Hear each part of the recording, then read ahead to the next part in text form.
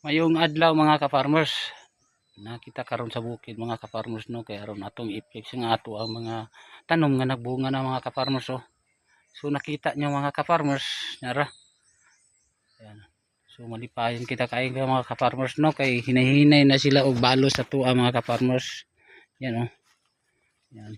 Lisuran ni akong gitanom mga ka-farmers kanang akong nakaon nga ganahan ta sa variety kay tamis pero wa ta kabalo kung unsa nga variety siya mga ka-farmers no. Yan oh.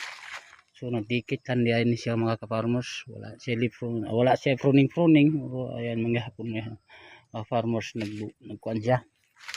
Siya inara po na ako ni tanom sa gilid sa sapa mga ka-farmers. So ayan oh. Ayan makita niyo mga ka-farmers ang sapa nga sa tong gilid no.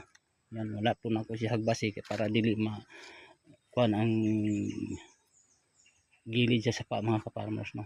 So malipayon kita kay mga ka-farmers kay nagbunga na gid siya mga ka-farmers. So karon atong baluton. Ayan nabalot na nato siya mga ka-farmers.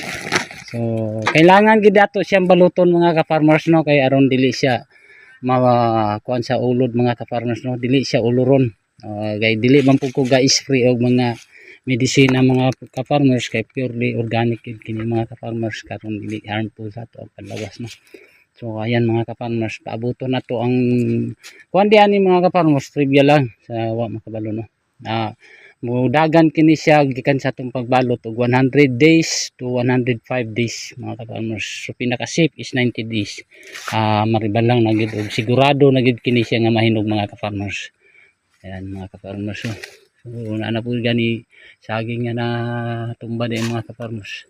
So sa akong mga followers ug supporters, daghan kayong salamat sa inyong suporta. Bye bye.